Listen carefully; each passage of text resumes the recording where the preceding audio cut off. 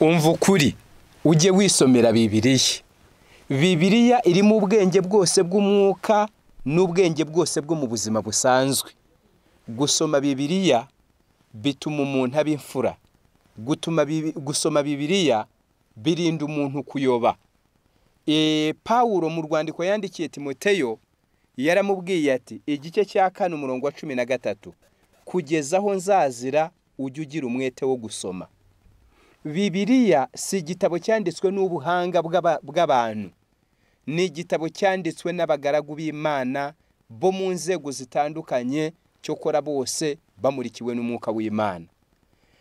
Mu bacyanditse harimo Mose wari umuhanga n'intiti y'umunyamategeko, harimo Amosi wari umushumburagira inka, harimo Petero w'umurobyi, harimo n'abadokiteri nka Luka.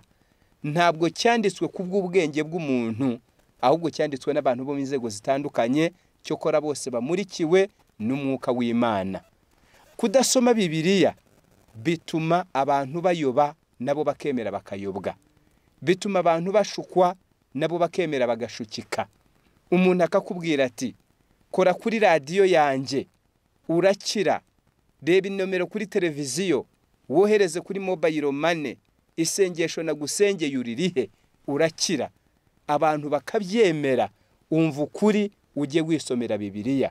Umva ukuri udasoma Bibiliya ararindagira, udasoma Bibiliya arayobwa. Umuntu akakubwira ati amazi y'umugisha ukemera ukayafata. Umuntu akakubwira ati gendesha amaguru uve ku Rusumo ujye Kibeho. Umva ukuri, soma Bibiliya ntabwo uzayoba.